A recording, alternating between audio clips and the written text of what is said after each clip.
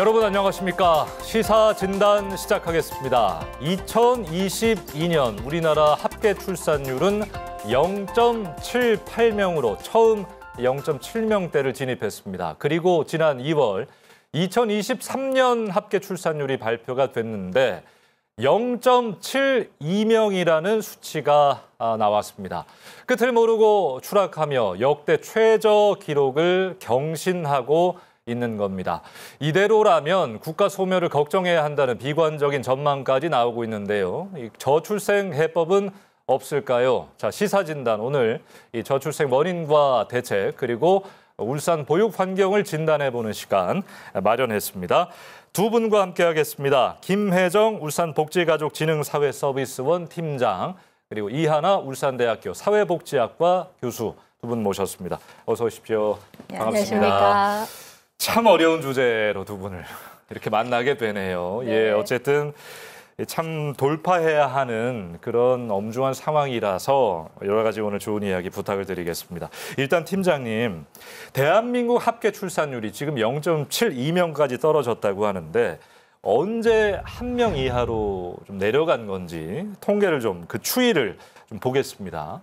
저희가 이제 합계 출산율은 2018년에 처음 이제 한 명 이하로 떨어지게 됩니다. 2018년. 네, 예. 0.98명. 처음 이제 한 명 이하로 떨어지기 시작해서 지속적으로 감소하기 시작합니다. 그래서 지금 2023년 기준으로 0.72명 이렇게 나타나고 있고 저희가 우려스러운 것은 사실은 0.8명 이하로 떨어지는 것도 굉장히 놀라운 수치라고 했었거든요. 그런데 2022년에 0.8명 이하로 떨어졌고 그거보다 지금 더 떨어지고 있고 이후에도 더 감소하지 않을까 하는 점이 사실은 가장 우려스러운 지점입니다. 예, 그 내려가는 속도도 굉장히 우려스러운 부분이다. 자, 그러면 여러분들 생각하실 거예요. 아니, 뭐 전 세계적인 추세 아니야? 다른 나라도 많이 안 나을 거 아니야? 하실 텐데 OECD 38개 회원국 출산율 한번 좀 살펴볼게요. 대한민국이 일단 꼴찌라고 합니다. 언제부터 이 꼴찌 꼬리표를 달게 되는 거예요? 일단 그 2022년 기준 OECD 평균 합계 출산율을 좀 봐야 되는데요. 예. 2022년도 1.49명인데 반면 좀 전에 팀장님께서 말씀하신 것처럼 대한민국은 0.78명입니다.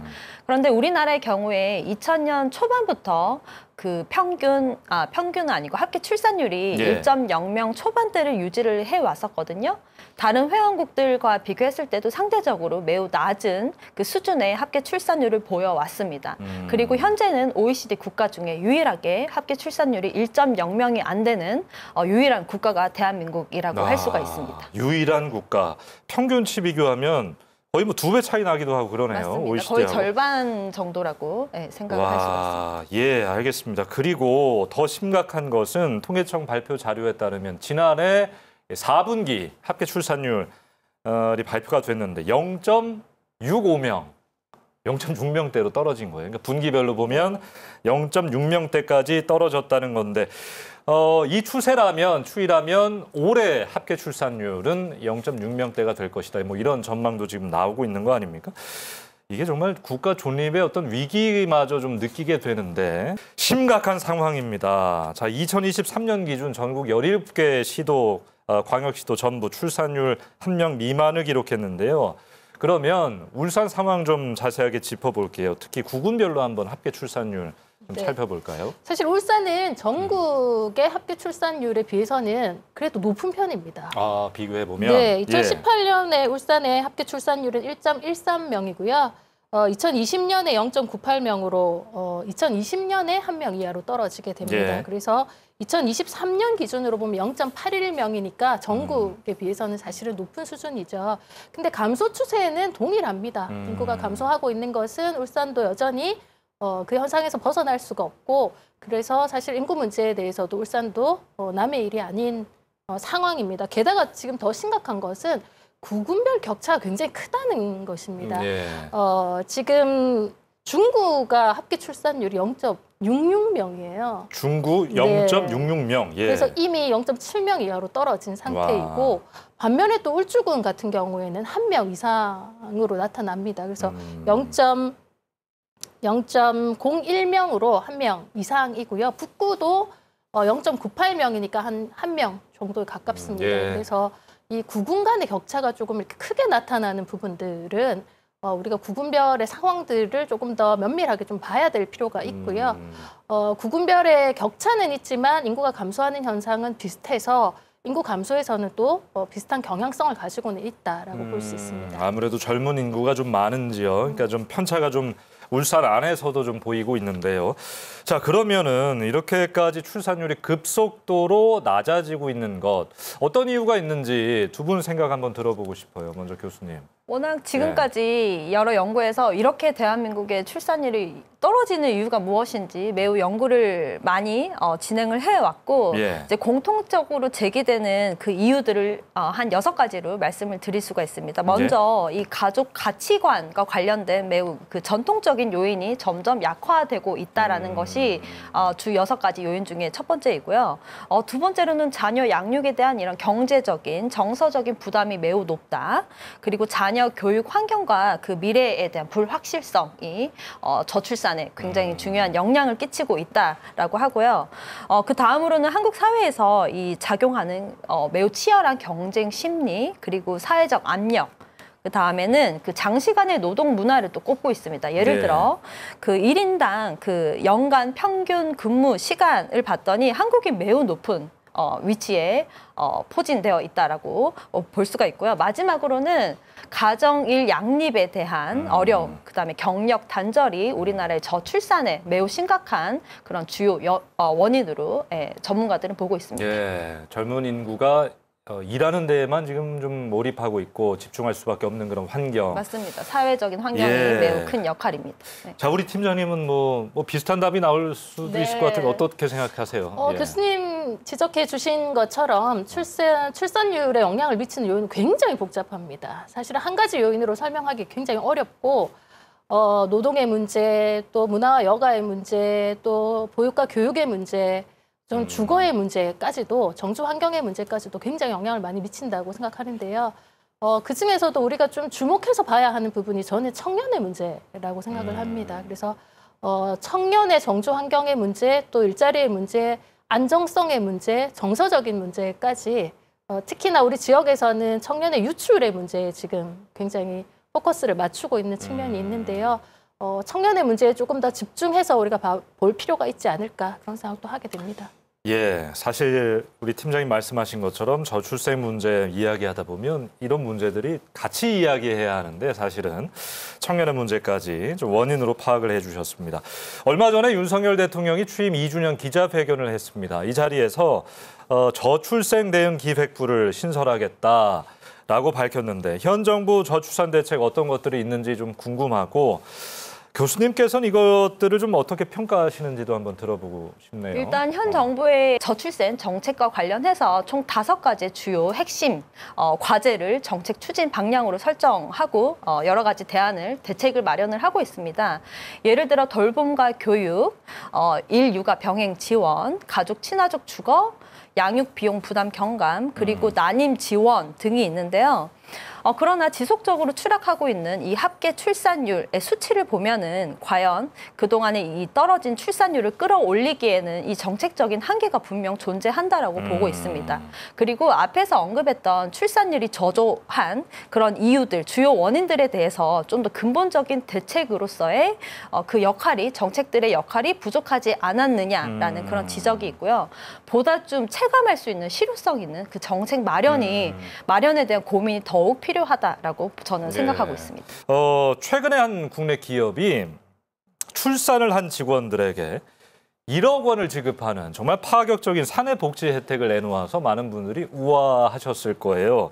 그래서 국민권익위원회가 이와 관련한 설문조사를 좀 했더라고요. 정부도 이 출산한 산모나 출생아에게 파격적인 현금을 직접 지원한다면 아이를 낳을 동기부여가 되겠느냐 뭐 이런 질문이었던 것 같은데 응답자의 60%가 넘게 도움될 거다, 동기부여가 아마 될 거다 이렇게 답을 했습니다.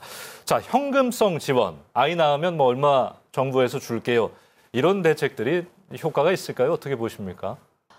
사실은 현금성으로 1억을 지원한다는 것은 저는 훨씬 더 부작용이 많다고 생각하는 쪽이에요.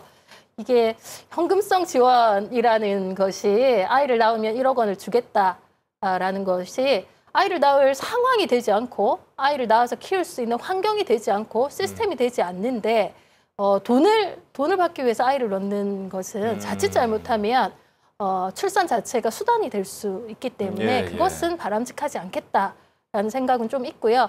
다만 이제 1억 원을 준다고 하니 동기부여는 확실히 되겠죠. 그러나 정책이 현금성 지원, 그것도 굉장히 큰 금액을 한꺼번에 지원하는 것이 과연 바람직하겠는가에 대해서는 좀 고민이 필요하다라고 생각을 하고요. 요즘에 이제 그 다른 지자체에서는 이 1억 원 지원에 대한 실질적인 정책을 내놓기도 합니다. 근데 그 정책은 현금성으로 1억을 지원하는 정책은 아니고요. 자녀 1인당 1억 원이 결과적으로 지원이 되는 정책입니다. 양육비, 교육비, 출생할 때 장려금 이런 것들을 모두 포함해서 아이가 18세 되기까지 지원되는 총 금액을 보면 한 1억 원 정도 된다라는 것이죠. 그래서 사실은 아이의 생애 주기 전체를 좀 보면서 지원을 할 필요는 있겠으나 그러니까 지금보다 조금 더 많은 또 직접적인 지원들이 필요한 것은 사실이나 단기성 지원으로 현금 1억 원을 일시적으로 지급하는 것은 바람직하지 않다.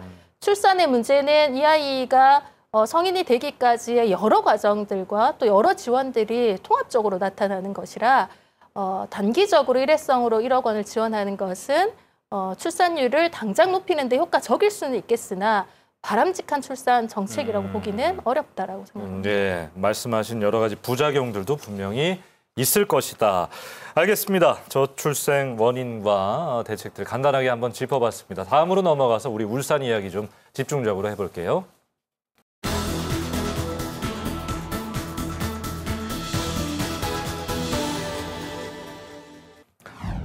자, 오늘 시사진단은 김혜정 울산복지진흥원 팀장 그리고 이하나 울산대학교 사회복지학과 교수 두 분과 함께하고 있습니다. 자, 울산 보육 환경 이야기를 좀 더 나눠볼게요. 자, 울산만 하더라도 대형 산부인과가 문을 닫고 어린이집, 유치원, 폐원 하는 소식들 주변에서 여러분들이 많이 보셨을 겁니다. 팀장님은 최근에 울산시 중장기 보육 발전 계획을 또 연구하셨다고 들었는데요.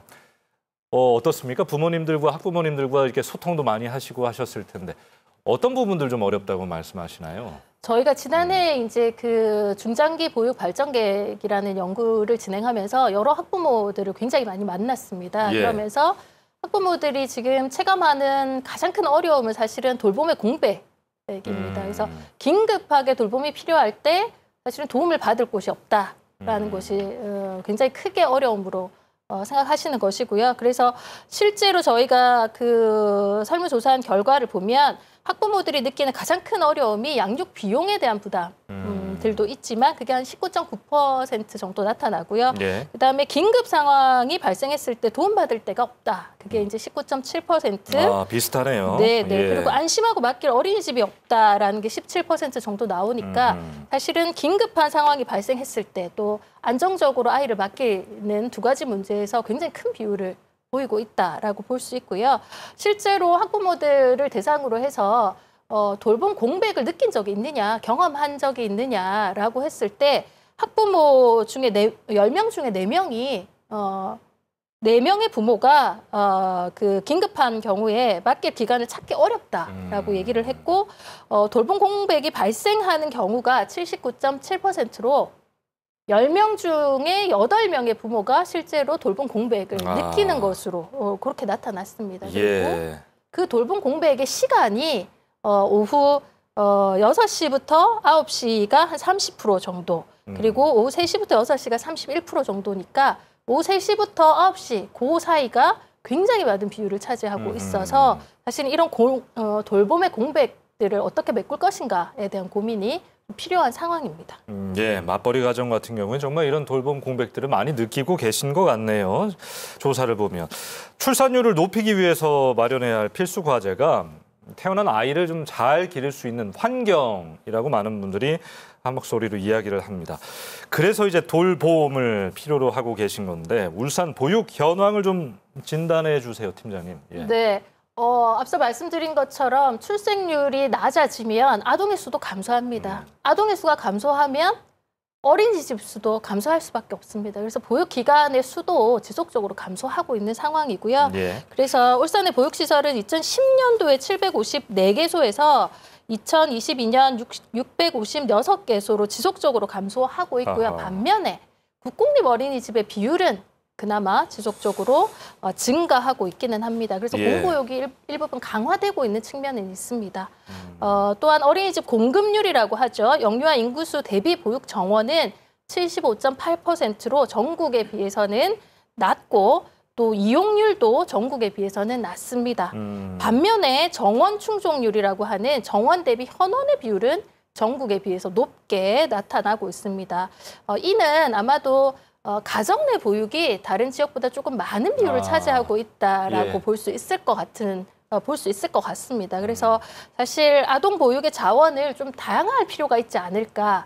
그러니까 우리가 보육 기관을 중심으로 한 보육에서 그 자원을 지역사회 중심 혹은 가정 내 보육 등으로 조금 보육 자원을 좀 다양화해서 정책들도 지원할 필요가 있겠다라는 이야기들을 할 수 있을 것 같습니다. 예, 저희가 뭐 전국 비교 뭐 좀 하고 있습니다만 사실 무의미할 정도로 비슷한 수치이긴 해요, 사실. 그리고 똑같이 어려운 상황인 것 같고요. 교수님께서는 울산 보육 환경 좀 어떻게 보셔요? 네, 예. 뭐 팀장님 아까 좋은 말씀 많이 해주셨는데요. 이 타 지역과 마찬가지로 울산 지역 내 아동 수가 급격히 계속 줄어들고 있는 추세이기 때문에 보육기관의 감소, 보육 환경의 변화와 그에 따른 어려움, 보육의 질, 보육 교사의 처우 등과 같은 문제가 공통적으로 제기되고 있는데 그 울산 지역 안에서 좀 더 들여다 살펴보면은 팀장님께서 그 연구하신 예. 그 중장기 보육 발전 계획의 내용을 제가 좀 더 봤거든요.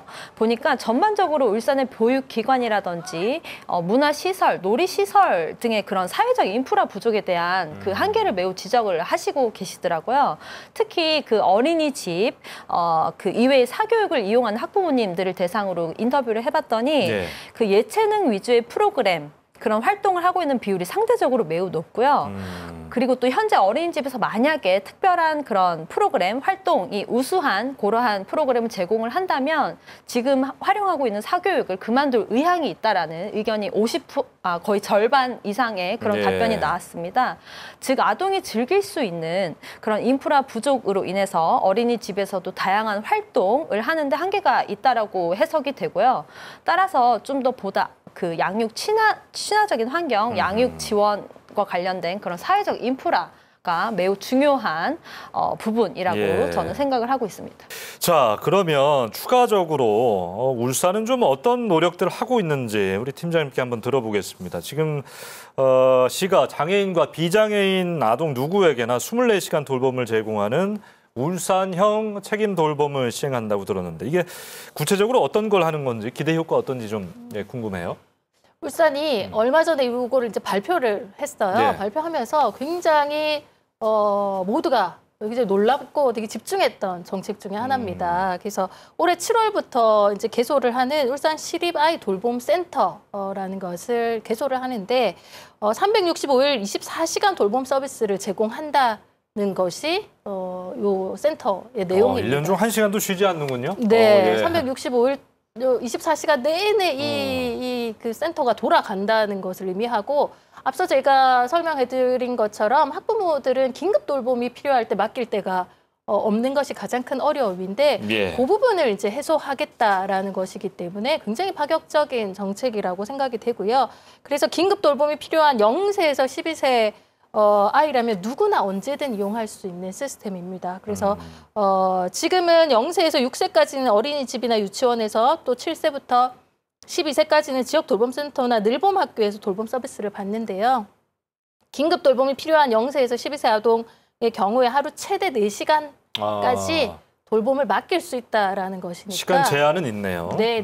그래서 실제로 긴급 돌봄 시에 이용할 수 있는 시설이 이렇게 시립으로 있다는 것은 굉장히 놀라운 일이고요. 예. 실제로 광역자치단체가 연중 무휴 24시간 돌봄 서비스를 제공하는 것은 전국에서 울산이 처음이라고 하니까 굉장히 기대해 볼 만하다고 생각이 됩니다. 무엇보다 학부모들이 지금 자녀를 키우는 부모들이 긴급 돌봄에 대해서 가장 욕구가 많은 상황에서 이런 제도가 지금 정책들이 시행될 것으로 예상이 되고 있어서 아마 울산이 잘 이 센터를 운영한다면 전국적으로 조금 확대될 수 있는 부분도 기대할 수 있지 않을까 그런 생각이 듭니다. 기대하는 부분은 뭐 분명 있는데 그 아이를 사실 긴급하게 어디 맡겨야 되는 일은 갑자기 찾아오거든요. 그러니까 이 센터가 개소하면 혹시 거기도 수용 가능한 아이들의 어떤 인원이 좀 있을 텐데 뭐 경쟁률이 좀 치열하다거나 실제로 막 내가 정말 필요할 때 이용하지 못한다거나 뭐 그런 현실적인 문제들도 어떻게 예상하시는지 교수님 어떻게 보셨는지. 일단 이게 7월부터 그 9월까지 그 시범 운영을 한다고 하니까 그 수요와 공급 간에 큰 격차가 없이 잘 운영이 될 수 있도록 보완할 점, 뭐 수정해야 될 점, 더 문제점을 어떻게 잘 극복을 해서 이 시립 그 센터가 잘 운영이 될 수 있도록 좀 해야 될 것 같고요. 중요하죠. 또 아까 돌봄 공백에 대해서 말씀을 해주셨는데 긴급하게 돌봄을 맡겨야 되는 곳이 부족하다라는 게 학부모님들의 대부분의 의견이기 때문에 그만큼 또 홍보가 잘 돼야 될 것 같습니다. 저 또한 만약에 긴급하게 아이를 맡겨야 될 경우가 생긴다면은 좀 이 센터를 활용하고 싶은 생각이 들거든요. 그래서 홍보가 잘 되어서 좀 이 필요한 이 긴급 돌봄의 공백이 있는 가정에게 좀 많이 혜택이 잘 이용을 하면은 좋을 것 같다는 생각은 그래요. 지금 듭니다. 네. 알겠습니다. 지자체와 정부가 과연 부모들이 뭘 원하는지 좀 잘 들어주시고 실질적인 어려움들 들어보시고 좋은 정책들이 많이 나왔으면 좋겠네요. 오늘 뭐 저출생 관련해서 이야기 좀 나눴는데 0.72명이라는 수치가 바닥이었으면 좋겠어요. 모든 게 바닥을 찍고 다시 올라가는 그런 것 있잖아요. 더 이상 내려가지 않았으면 좋겠는데 마지막으로 두 분이 출생률 반등을 위해서 이런 부분 좀 해결되면 좋겠다. 남은 과제들 이런 것들인 것 같다. 생각하시는 거 한번 들어보도록 하겠습니다. 이하나 교수님 먼저. 네, 그 무자녀 부부의 출산을 장려하기 위해서는 굉장히 다양한 노력들이 필요한데 뭐 예를 들어 주거 지원 확대 저희가 계속 얘기를 하는 것 중에 하나가 주거 지원이고 또 일과 가정의 양립에 더 도움이 될 수 있는 좀 더 실효성이 있는 정책, 체감할 수 있는 정책이 필요하고 더 나아가 그 세제 혜택의 확대가 필요합니다. 프랑스 경우에는 저희가 20-30년 전에 굉장히 저출산으로 되게 그 힘든 그 시기를 겪었었는데요. 좀 파격적인 세제 혜택으로 세제 혜택으로 그 출산율이 좀 더 반등을 한 그 계기가 되었고 지금도 그 세제 혜택은 유지가 되고 있다고 하더라고요. 그래서 우리나라도 그 OECD 회원국들 중에서 세제 혜택의 그 수준이 좀 낮은 것으로 파악을 했습니다. 따라서 좀 보다 아이를 낳으면 세금 경감이라든지 세제 혜택의 그런 그 혜택의 수준을 좀 더 높여주면은 좀 더 파격적으로 그런 정책을 확대시킬 필요가 있다고 저는 생각을 하고 있습니다. 정부 정책이 있어도 이런 전향적인 노력 필요하지만 저는 우리 사회의 어떤 그 배려하는 문화라든지 뭐 이런 것들도 반드시 필요하다고 생각해요. 뭐 아이가 갑자기 아프면 엄마의 손길이 필요할 때 일터에서 좀 배려할 수 있잖아요. 그런 것들도 분명히 좀 같이 가야 할 것 같고 우리 김혜정 팀장님은 좀 어떤 것들? 저는 사실은 지역에서 고민할 때는 굉장히 폭넓게 고민해야 된다고 생각해요. 직접적인 출산과 보육, 교육의 문제뿐만 아니라 정주 환경 전체의 문제를 고민해야 된다, 지역에서는.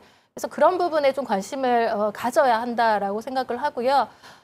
이 지역에서 내가 아이를 잘 키울 수 있다라는 생각이 들지 않으면 아이를 낳지 않습니다. 그래서 전반적인 보육과 교육의 문제뿐만 아니라 의료의 문제, 문화의 문제, 울산이 놀이시설이나 문화시설이 그다지 많지가 않아요. 그래서 그런 부분들도 구축이 되어야 되고 특히나 의료. 울산은 소아 전문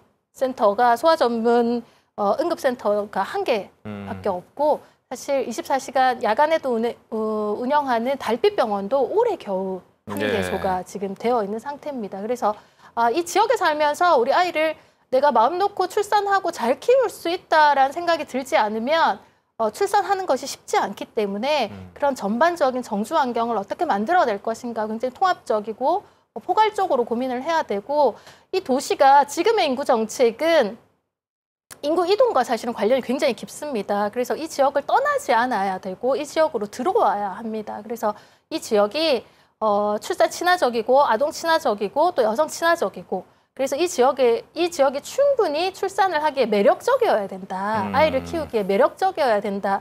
라는 측면에서 도시 전반의 정주 환경들을 변화시키기 위한 노력이 필요합니다. 그 하나의 요소 중에 사실은 일생활 균형의 제도라던가 일자리의 문제들도 다 포함되어 있다고 생각하고요.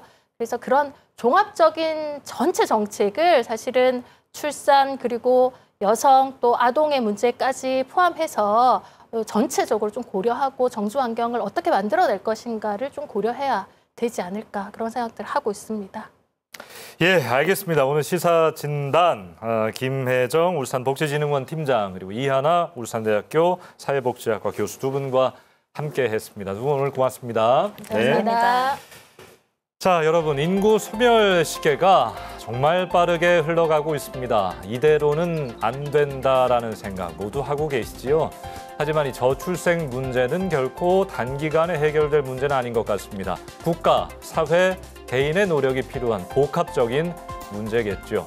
골든타임이 지나기 전에 우리 모두가 함께 고민하고 실행해야 합니다. 언제 어디서나 아이들의 웃음소리가 가득한 대한민국 기다리면서 시사진단 여기서 마치도록 하겠습니다. 여러분 고맙습니다.